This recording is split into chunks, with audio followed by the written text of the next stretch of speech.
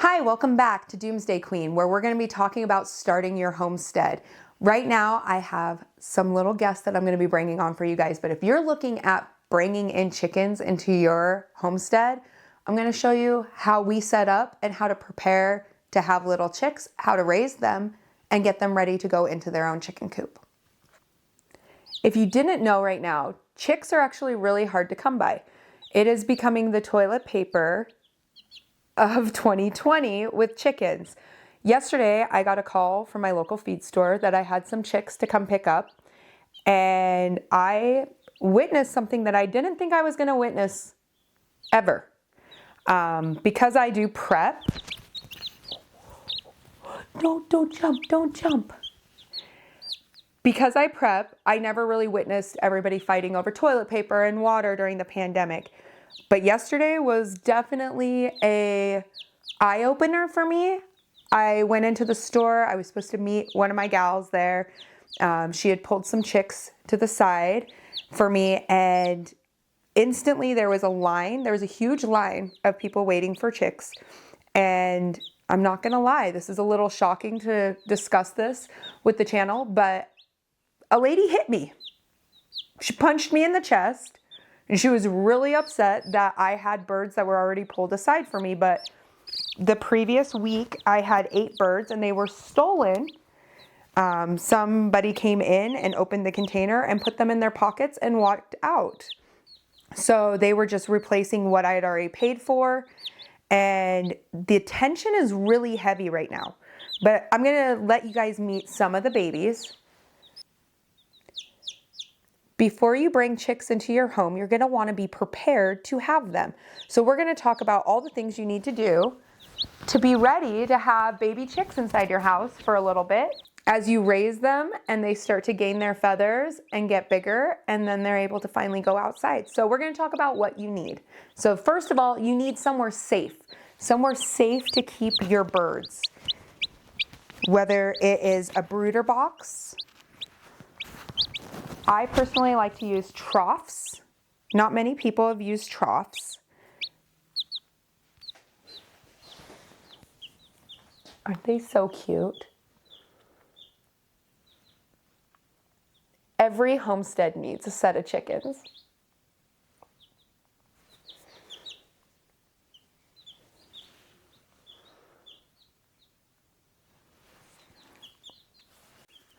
All right, so one of the first ways that I keep my chickens really safe is I keep them in a trough.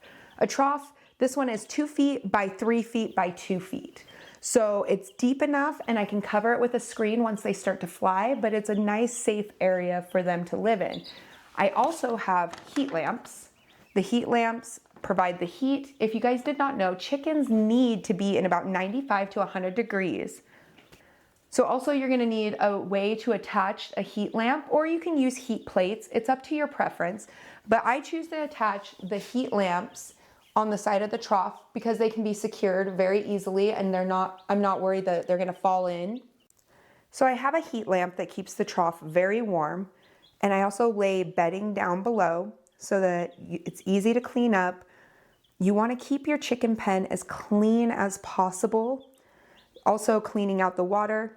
I already cleaned it out this morning, but as you can tell, they've already knocked some of the wood chips into it. So I just need to clean the water, and they have their food and they can stay warm. As you're raising your chickens, you need to understand that they're not going to be ready to lay eggs for 4 to 6 months. Not a lot of people understand that it takes a while to raise your chicks. So if you're going into the feed store looking for chicks to instantly have them, it's going to take a while. You're not going to get eggs for a very long time. But you also want to take the precautions to make sure that your chickens are safe. So you're going to want to keep them away from small children without adult supervision. You're going to want to keep them away from your animals. We've lost chickens to our dogs before. And you're going to want to make sure that you're feeding them the correct type of food. Chicks need a good chick start to take care of them. And also, don't be mixing your chicks with your ducks when they're this little, because the chicken's food, the little baby chick food, the starter feed is medicated, and that medicated food will ultimately kill your ducks. So I'm going to show you what else I'm raising, because you can see that there's 2 brooder boxes behind me. These are our newest addition to the homestead. We have 2 ducks. Aren't they the cutest thing you've ever seen? And as somebody new raising ducks, I've always raised chickens. I had ducks in high school, but I don't remember what it was like when they were babies. But ducks you need to take different care for than baby chicks. So I have to keep, even though these guys get along perfectly with the baby chicks, they were all sleeping together while I got their pens all set up, I have to keep them separated because the chick food it can kill your ducks. It can kill your little ducklings. Now let's talk about a little bit of the gateway. Chickens are the gateway to all homesteading. I'm going to be very honest with you. If you have a wife and she's bringing home chicks, you're now a homesteader. I just want you to know this. If she's bringing home chicks, you're going to be a homesteader. And then next, you're going to be a prepper.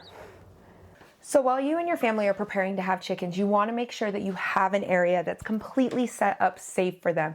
You're going to want to have a nice brooder box. You can do different containers. Some people have stored them in big wood boxes. I have a wood brooder box for my ducklings, and I have a galvanized steel trough.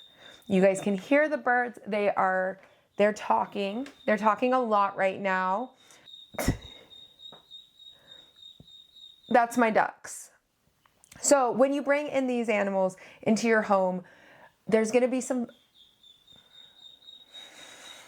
you're going to want to keep your chicks' health in mind when you bring them into your house. You're going to want to watch if any of them are starting to act lethargic. If they're starting to act lethargic, you're going to want to separate them away from the rest of the flock and make sure that you're giving them that special attention that they might need. They might need you to use a medicine dropper for fluids. Chicks eat chick starter. You can find that at your local feed stores. If you're going to choose a medicated brand or a non-medicated brand, that's up to you. There's beneficials on both sides. But remember, when they're really little, you're going to not want them around a lot of little kids. It's going to be too much for them. Yes, they're a cute snuggle, but they also need time to desensitize from it. They can get overworked, and that can stress your chicks out, which can cause loss in chicks. You're going to want to observe your chickens and your ducklings to make sure that they don't have wry neck. Right now, we do have one duckling that is showing signs of wry neck, which is a deformity, and we're just assessing it and keeping an eye on it. That is why he is so loud right now, because ducklings and chicks like to come in pairs, guys.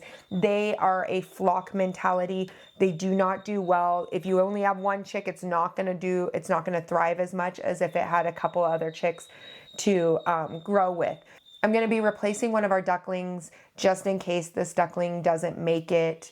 You can hear the other duckling. He is very upset and very distraught that he's been separated away. You're also going to want to change your chicken's water every single day. They're going to kick up that sawdust into it, the little chicken bedding into it. It's going to get dirty. It's going to get messy. They poop in their water. You're going to want to change their water daily. You want to clean that out. I do it every morning and every night. The chicks I have over there are about, I want to say 5 days old. They might be 5-6 days old. They're very, very little. Making sure that they have an abundance of food. You can also get a temperature gauge for your container. Putting a temperature gauge inside is really beneficial, especially if you're new to starting out chicks. If it's too cold, they'll die. If it's too hot, they could die. So you want that nice sweet spot, which is about 95 to 100 degrees inside the container. Each week as they grow, you're going to want to dial that back about 5 degrees. So I just kind of use my hand as a gauge, but you definitely, if you're new to chickens, you're going to want to watch that, dial back the temperature. You can use heat plates. They're called the broody plates, where the little chicks can run under to stay warm. But even when they start to get older, they're still going to want to be warm for a while. They're not going to be ready to go outside until they're completely feathered, which can vary from breed to breed. My silkies were not ready to go outside until they were about almost 4 months old. It takes a little bit longer for those feathers to come in. You cannot put them outside right now, and unless they had a mama hen, which is a totally different subject than people who are buying them from the breeders. So understand, if you have your own homestead and you have broody hens and stuff, that's a totally different scenario. I have broody hens. I've had given my hens multiple chicks throughout the years, and they've done just fine raising them, especially when they're very, very broody. But right now I don't have any broody hens, so I will be raising these chicks myself and getting them ready to go outside. Another thing is when you are raising chicks, if you are new to homesteading and having a chicken coop, you're going to want to make sure that your coop is predator proof. Same in your home. When you have them in your brooder box at home, children are a predator to your ducklings and to your chicks. Same with your animals, my cats, my dogs. I actually do cover their container with an entire cage over the top so nobody has access to it. But you want to make sure that you take those precautions to keep them safe, making sure that your heat lamps are secure. You want to have those heat lamps secure, you guys. There's been one too many times I've seen an unsecured heat lamp fall down and it can kill a chick. You don't want to do that. Make sure that you zip tie it. You've taken the extra precautions so that you don't run a risk of them falling into the container and potentially causing a fire or killing one of your baby chicks. So now that you're new to it, let me know down in the comments, how many of you guys have picked up chicks this year? Who is new to homesteading? Welcome in, welcome in. This year is my first year for ducklings, and it's very sad that one of our ducklings most likely has wry neck, and it's sad, you know, that comes with homesteading. You're gonna have animals that make it and some that don't, and you're gonna do everything in your power to try to help them along and help them thrive and survive, but you also have to disconnect away from it too. You have to understand sometimes you just get one that's just not gonna thrive, and you try your hardest, and just remember that is the circle of life when it comes to homesteading. And so I hope that you guys take this as, you know, a great little beginner course. I use a trough, I use a heat lamp, chicken bedding, water, food. I observe them. I check on them every morning, every night. With my ducks, I actually have like a little bowl of water that's very, very shallow because ducks like to be wet. It's a whole new learning experience for me, but now noticing that I haven't even had the ducklings in my house for 12 hours, and one is showing signs of wry neck, which is where their neck kind of calks to the side. They flip over on their back easily. They can't get up. And it can happen in chickens too. So make sure that you're keeping an eye on your flock. No flock is perfect. You're going to have some that are, you know, some animals just have a failure to thrive, and it's a hard thing, and it's something that my kids are going to struggle because they do love the duckling, and but I'm going to try my best to nurse it back to health, and we're going to see how well this duckling does if it pulls through the day. But please leave down below if any of you guys are starting your homestead, if you picked up new chicks this year, or if you picked up ducklings. Please let me know. And if you've ever dealt with wry neck, please, if you have any tricks or tips that you want to leave down in the comments below. I've been watching people build little neck braces to try to help strengthen their neck. Just let me know down in the comments if you've ever gone through that. But as always, stay aware, stay prepared, and always have your head on a swivel. And I hope you guys have fun with your baby chicks.